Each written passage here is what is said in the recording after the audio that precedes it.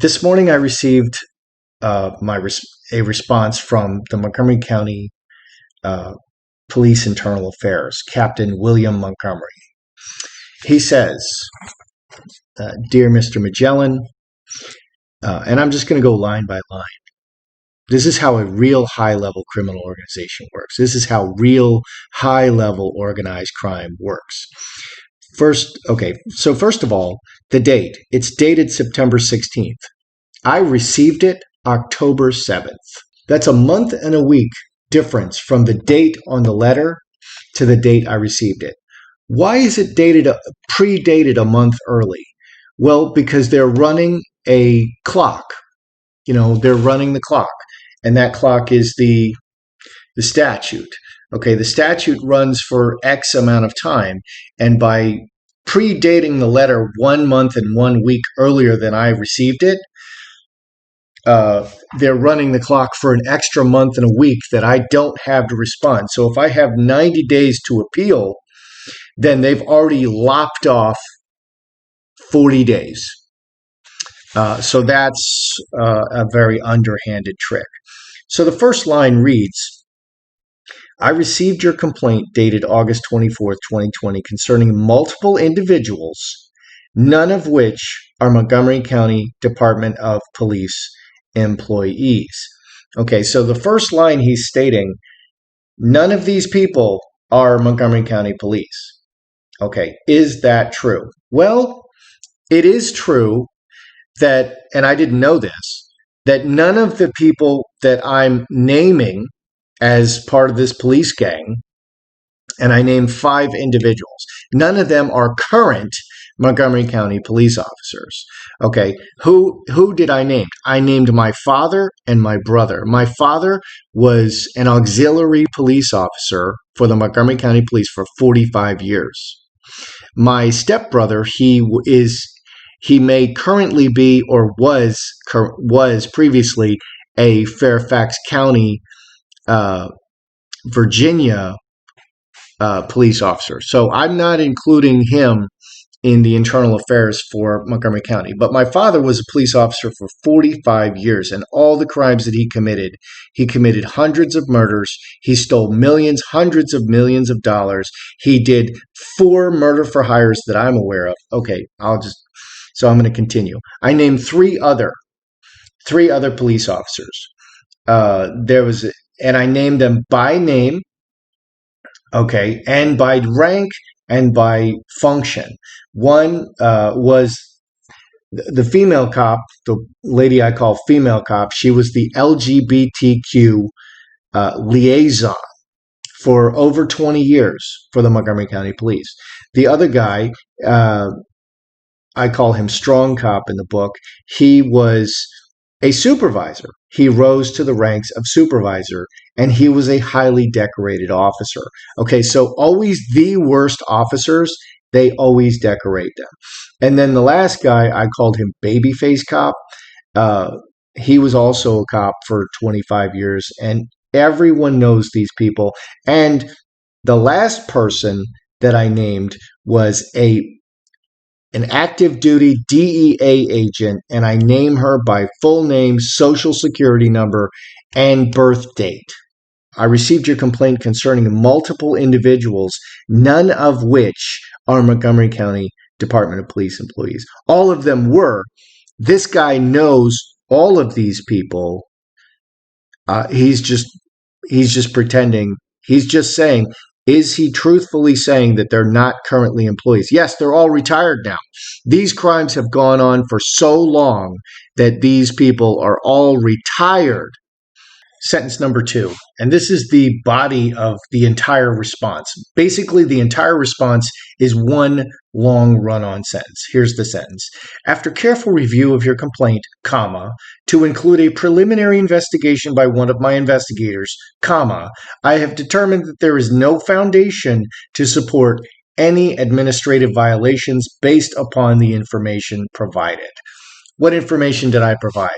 I provided the 8 locations where bodies are buried.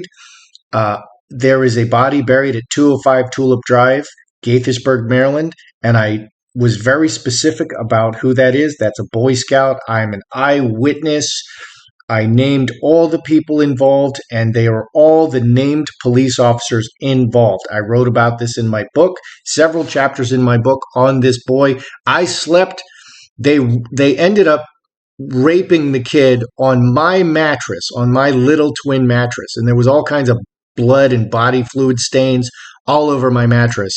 And because I was so PTSD, I literally slept on this blood-stained mattress that this kid was raped and murdered on all the way through college. And this kid was raped and murdered when he was about 11 and I was about 11. So from the age of 11 years old all the way through college, another 10 years, another 10 years, I slept on that bloodstained mattress. Are there spiritual ramifications for this? You bet. So let's go back to the sentence. Preliminary investigation was performed by one of his investigators. Well, what does that mean? Okay, so in the past, they would always assign, anytime there was a murder, anytime there was talk of serial killers, because my father killed entire families. He killed the entire family at 8218 Mountain Ash Way. The Stanislavs, I'm a direct eyewitness to this, and I put this in my complaint. He killed an entire family at 12 Crestwood Drive, a man, a woman, and 2 small children, and she was pregnant. He was not yet married to her. They were just living together. And I learned this while they're in the cop car, and I made a big stink that they're going to kill these people, and a crowd of people gathered while they were in the car, while they were in the police car right before they were never seen again. Okay, that's 12 Crestwood Drive. In the past, they always assigned the officer or officers closest to these murders. Okay, so literally the cop, babyface cop who took these people away. So all the gang members would come to every scene. Babyface cop put them in his car, the 12 Crestwood Drive people. Strong cop and female cop both showed up. And my father was a cop. So they all colluded to falsely write the report together. Everyone around them knew that this was a false report. Everyone knew that these people disappeared, that they were last seen put into Babyface's car, and then they disappeared. But there's 3 other cops swearing legally, falsely, and colluding with each other. So unless a relative or someone at the scene makes another complaint, what are they going to do? They're going to snatch and kill that person. If a relative comes calling and talking, they're going to kill the relatives. They just close all the loops. This is organized crime. So what did they do in this case?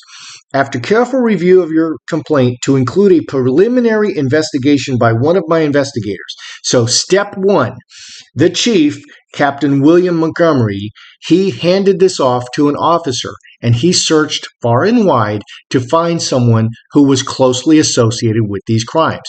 Who did he find? Well, let's spitball this for a second.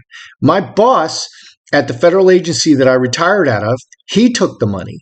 Okay, he sent his daughter. I know he definitely has one daughter. He may have multiple kids, but he definitely, and he would have sent all his kids to college on this stolen money. And all the people around me did this. Okay, so I was in a trap at work because they were colluding with dirty police to steal my money and hold me hostage.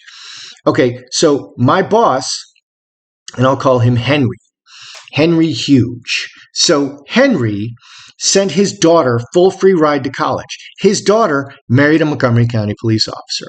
So either they pulled back in, there's a couple of options. And this is why once you're in organized crime, you never get out. It's limitation of risk. They're limiting their risk. Okay, so the person most involved. So the best thing that they can do is they can pull in, they will literally bring back either strong cop, babyface cop, or LGBTQ cop, the actual criminals, to do the investigation, and they won't find anything. Why won't they find anything? Because these are the people who murdered the victims. These are the people who stole the money. They know intimately all of the crimes. They themselves committed all the crimes. This is how organized crime works. That's why you never get out. Okay, now did they do that in this case? Probably not. They have the son-in-law, okay, my boss, where I retired out of, I worked 15 years at my last agency. I ended up working five different agencies. My last agency, I worked there 15 years, and then I retired out of it. My boss, his daughter's married to a Montgomery County police officer. Well, they searched around. Well, they would have picked him. They would have tapped him. His wife is a recipient of this stolen money. His father-in-law directly stole the money and is involved in countless crimes against me and against others. There's no way this cop is going to implicate or incriminate his wife. Okay, and now his children are going to be sent to college on this stolen money, my money. Okay, that's how organized crime works. Okay, so they have someone internally. Does everyone know? Well, maybe everyone doesn't know. Maybe like everyone doesn't know. But a lot of people know around them what exactly is going on. This, and I want to be clear about this is police internal affairs. Okay, this is the portion of the police who are tasked with stopping criminal behavior inside the police force. And they are criminals. Okay, now, have I had a police internal affairs investigation done before? Yes, I had a police internal affairs investigation done in Prince George's County where I alleged a lot of crimes. It's the same people. It's all the same people. They were operating also in Prince George's County. They're also operating in Fairfax County, Virginia. They have different officers. They have Prince George's County police officers in Prince George's County doing the crimes. They always have the local cops doing the crimes, but it's the same criminal syndicate. So when I had the Prince George's County Police Internal Affairs investigation, I had a female officer assigned. And initially, she found amazing information. She found stuff that was 25 and 30 years old that I thought would absolutely be impossible to find. But she was able to uncover documentary and 911 calls and all kinds of crazy stuff. I was so impressed. And she explained, we just never throw anything away. It's not available to the public, but we never throw anything away because you never know when this stuff will come up. And I understand this because when I started my last federal agency, one of the first things I did is I ended up working on an investigation with the FBI, and people went to jail over that. And I kept the work papers, and literally 10 and 12 and 15 years later, I would still receive calls asking about information in my work papers. And I was the only person who knew this. And it was from the Congress and the Senate and the FBI.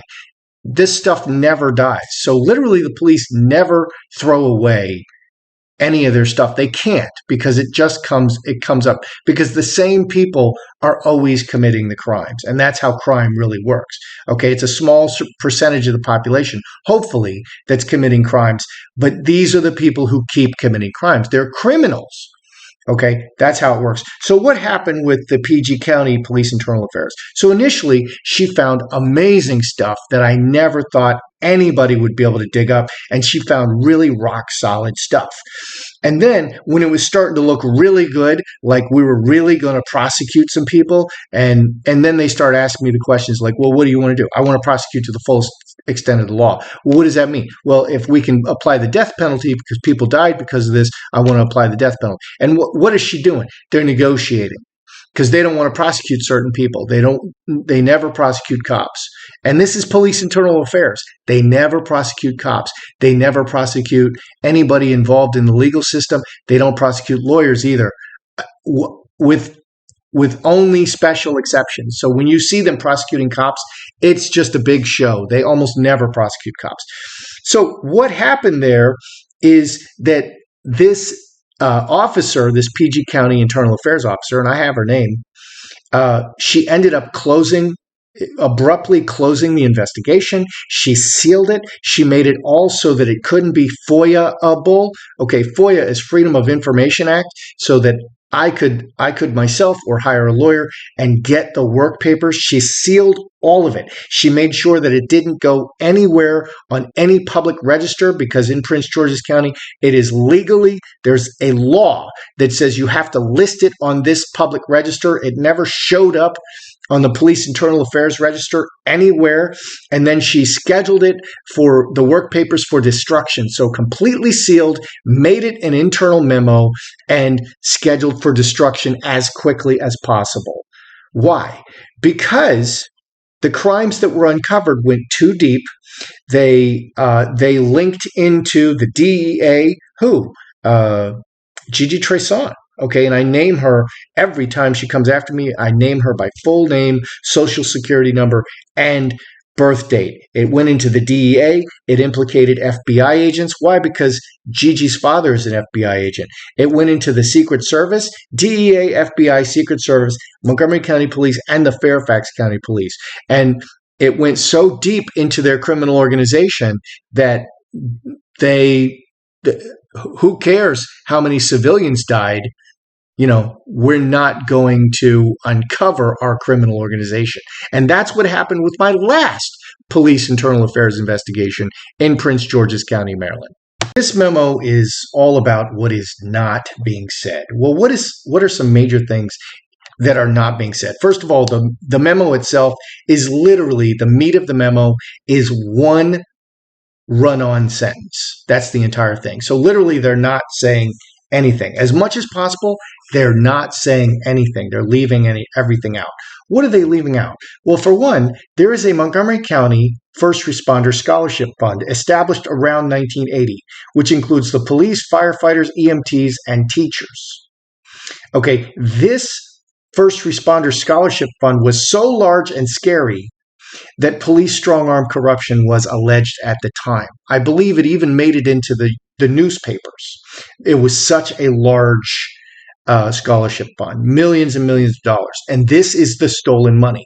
Does this guy know about this scholarship fund? I guarantee you he does. And I guarantee you he knows dozens and dozens of police and their families who took this money. And I specifically know a kid that I went to high school with. He went to Oklahoma State Tech to learn auto mechanics because he worked as an EMT a little bit after he blew up a house with some fireworks. So he had like this big criminal record going. And another one is Gaithersburg High School, where I went to Gaithersburg High School, and I graduated in 1982. There was a scholarship fund established for Gaithersburg High School specifically in 1982, and I don't know how long it carried on, and that was at least $1 million. Okay, so both of these are known right now. Up this very incredibly brief memo made essentially 2 points. One, none of the officers that I named are currently Montgomery County Department of Police employees. Okay, I believe that's true. These crimes have gone on for so long that they are now retired. The criminals themselves, the murderers themselves, are retired. Does he know who they are? Of course he knows who they are. One was a sergeant, okay, and a supervisor.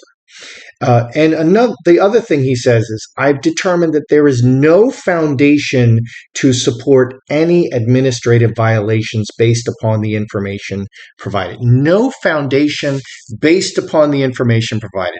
What is some of the information I provided? Well, I am personally an eyewitness to felonies associated with the kidnapping, torture, cannibalism, and live burial of over 60 victims. Well, that's no foundation. I name specifically all the primary cops. I name them by name, and I give the social security number of one of them, and this includes my father and my brother. I have intimate knowledge of these people, and they know who these people are. What else is no foundation? I fully identify some of the victims. One of the victims is my grandfather, and I'm an eyewitness to the murder of my grandfather. I'm an eyewitness to multiple attempts to murder my grandmother. I'm an eyewitness to a live burial, and I give the exact location of the body and who he is. He was a NIST engineer. I identify the other 60 victims who are connected to other victims, because my father and his gang, they would kill the entire families, okay, to cut off any kind of reports, any kind of pursuit of these crimes. I identify the other 60 victims that I'm a witness to, the crimes associated with their murders.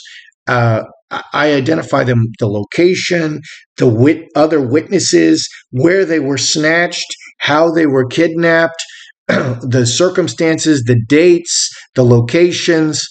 Boy, oh boy, no foundation to support any administrative violations. So murder, kidnapping, torture, cannibalism, live burial, theft of over $100 million for insurance murder for hires that I am an eyewitness to.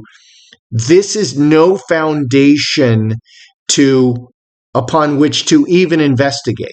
I'm sorry, it is inconvenient for them to investigate because the criminals are police. It's a police gang who committed these crimes. And, wake up, people. The police do not prosecute other police officers. They just simply do not. This is a serious, serious problem.